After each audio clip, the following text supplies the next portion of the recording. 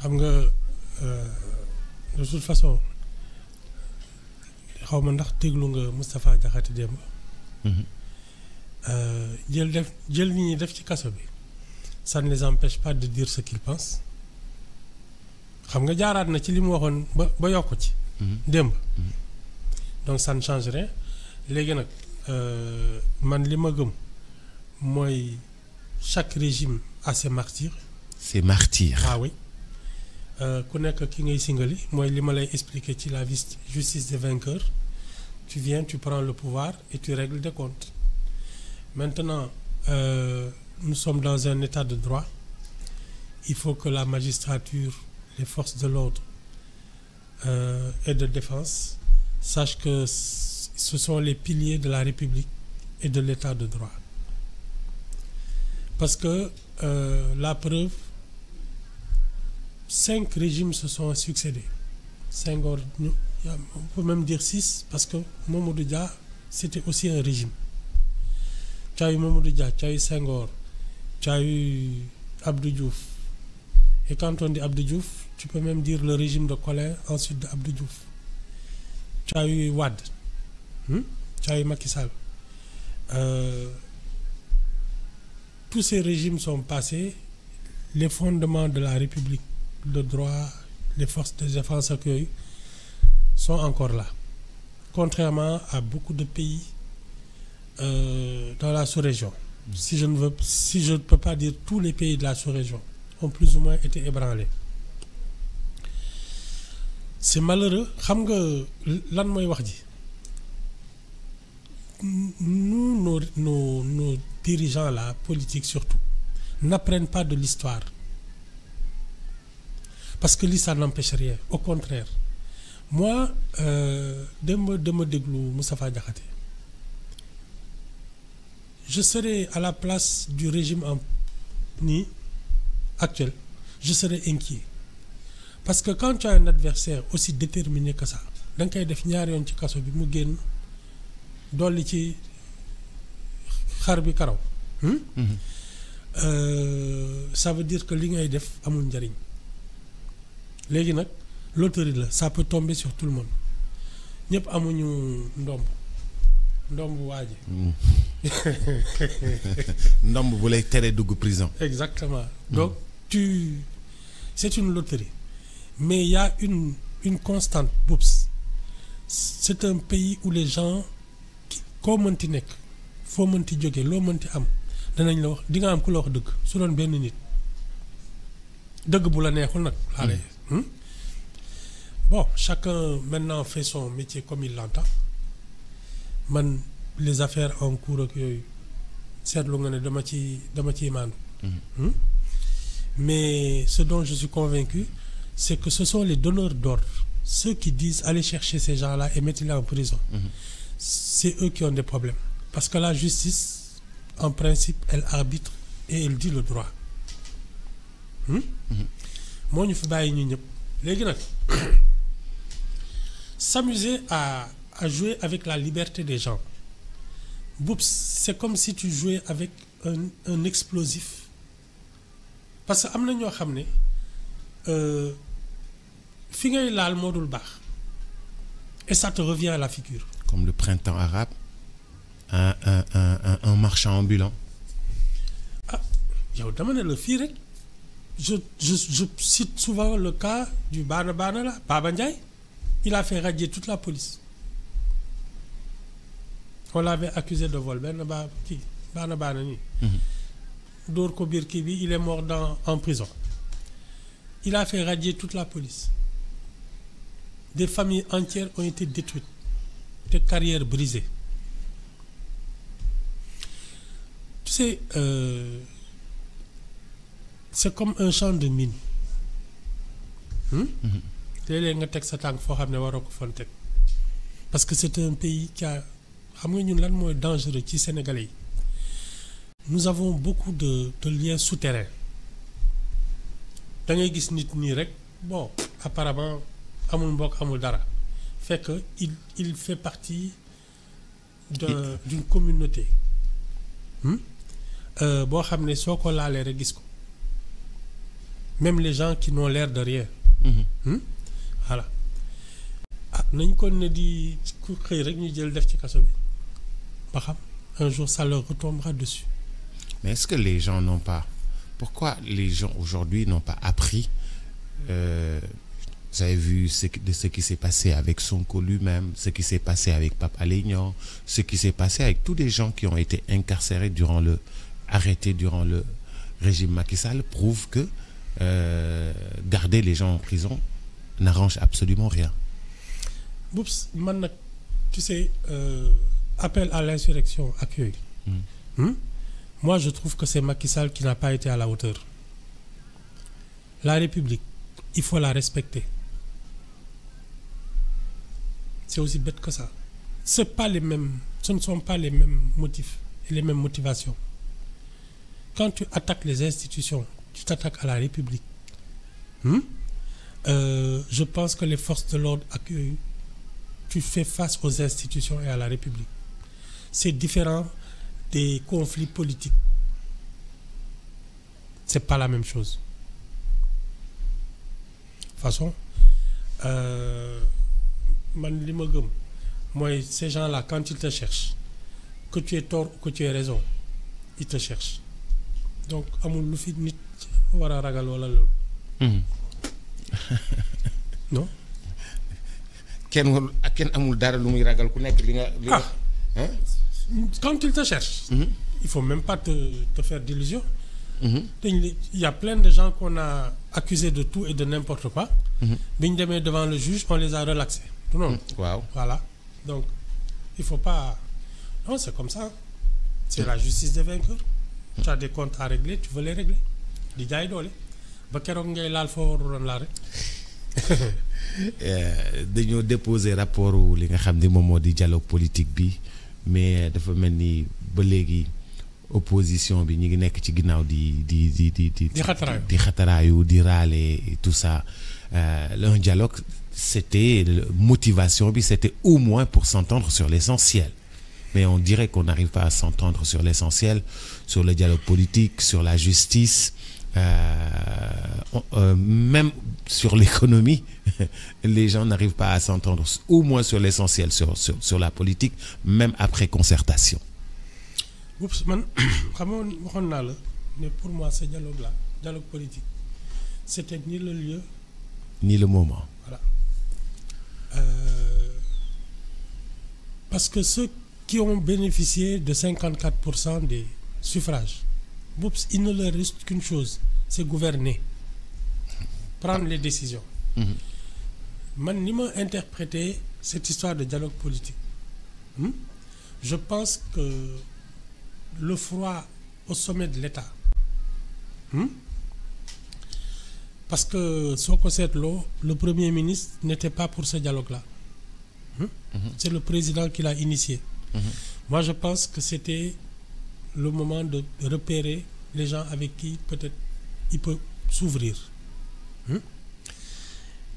Tant que la question de la décision au sommet n'est pas tranchée, lii ñuy def yëpp échauffement la rek.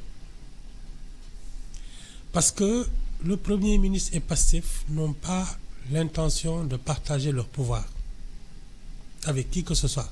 Si ce n'est avec des alliés. Ils Même ont pas. des alliés. Hein? Non, la preuve. Il est parti au législatif en disant c'est Pastef ou personne d'autre. Donc il n'a pas l'intention de partager le pouvoir. La coalition Diomaye, c'est au-delà de Pastef. Maintenant, tant que la question de la prépondérance au sommet n'est pas tranchée net, ñu xam ne kii moo yilif. La question du débat sur les questions nationales, l'économie, en fait, l'orientation plus ou moins de la vision, soit ce sera la vision d'Ousmane Sonko, soit ce sera la vision du président de la République. Parce que même sur les questions du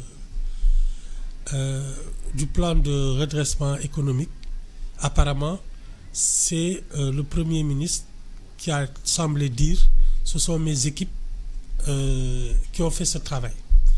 On n'a pas encore, à mon avis, la vision du président de la République. Le Premier ministre semble accaparer les choses. Au plan de la République, institutionnellement, c'est le président qui doit décider, qui doit imposer sa cadence et donner des ordres au Premier ministre. Cette question, tant qu'elle n'est pas tranchée, soit le président de la République rend les armes, démissionne, soit il reprend sa légitimité.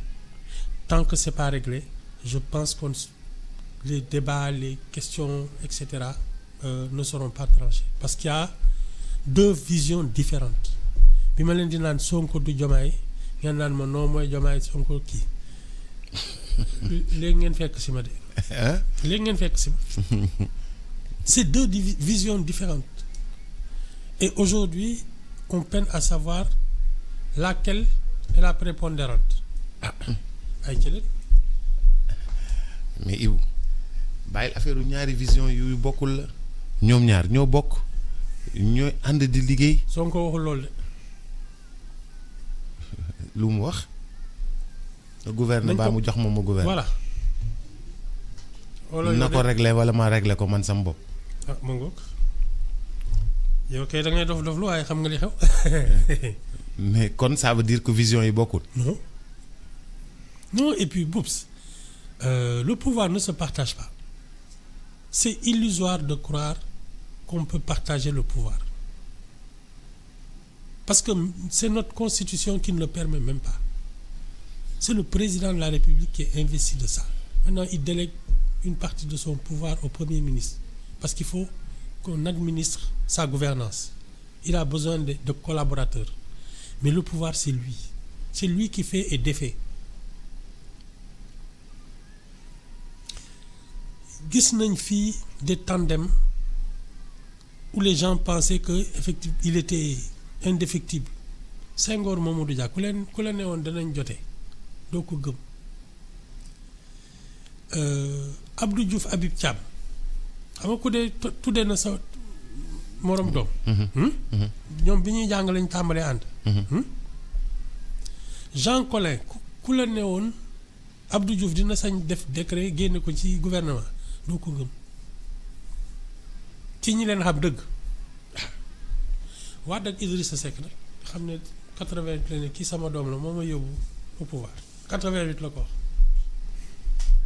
bi mu koy présenté les sages du PDS xaw ma. Alors non ouais, il faut arrêter ça. C'est pas du tout la même chose. C'est même pas c'est la nature des relations qui n'est pas pareille. Boubs, amitié bokkul ak relation institutionnelle. Ça c'est le pouvoir. Amul sentiment, amul mbokk, amul dara. Tu as un devoir de gouverner et de rendre des comptes. Ay ki sama xarit la ak sama doom la ak sama jabar la, ça ne compte pas. Ça veut dire que tu es habité par la gravité de la fonction présidentielle. Forcément. Forcément. Ça te transforme. C'est-à-dire, tu peux pas être le même quand tu deviens président de la République. Oups, imagine quelqu'un qui vit modestement, quoi. Tu te réveilles un beau jour, ñu lay toojal di la jox avion nga naan loo soxla sooy génn dañu lay ubbil yoon yeeg yooyu. Quand tu décides, les gens, toute la population se mobilise pour faire en sorte que li nga bëgg mooy am. Tu peux pas être le même. bokkul koo xam ne yow soo nekkee ci dëkk bi je pense que c'est Bassirou Diomaye Faye, c'est le premier président dont le père est en vie. Parce que Wade foog naa papam fekk ko fi. su ma juumul Macky Sall non plus. Abdou Diouf pareil. Senghor tam papam fekk ko président de la République mais imagine que yow même sa papa yaa ko yilif institutionnellement. Il veut te voir, il demande une audience. Su dee yow tu es pas le vice kii nii su la neexee nga ne ko aw ma sa jota demande une audience. Ton propre père man foofu sax mën nga fa nekk. Pour me dire un peu la gravité de la station. C'est pas la même planète. ñun ñii def nii moo tax su ma gisee kuy tëkku président de la République. kii xamul sax ne c'est que nous ne sommes pas un pays où les gens on a beau se plaindre oui les libertés accueillent il y a des pas qu'on ne franchit pas. Oups dans chez nos voisins là hein dañ lay jël si benn guddi kaay wuyu. nga ñëw ñu lijjanti la pare nañ ci yow. pare nga ci àddina kay. non dañ lay denc. bul waxee foofu dañ lay denc. les gens je te dis combien de personnes on a exécuté sans jugement sans rien dans la sous-région. ay avocats yooyu fii lañ koy waxee rek fii ngay amee ay avocats ñu lay seet. di xool ngay wax di xataraa yooyu ñu naan kii yooyu mais chez nos voisins là am na ci dëkk yoo xam ne tu n'y penses même pas. benn petit bataillon mooy ñëw fëgg sa bunti kër ne la. kaay wuyu mu jeex. te buñ la nee kaay wuyu c'est fini. ah oui. say mbokk dootuñu gisate. tu n'es même pas jugé. xam fii lu mu bon danañ lu mu yàgg au moins y aura kii avocat yi wax fii juge bi kii fii naa dëkk yooyu amul loolu. kaay wuyu exécuté point.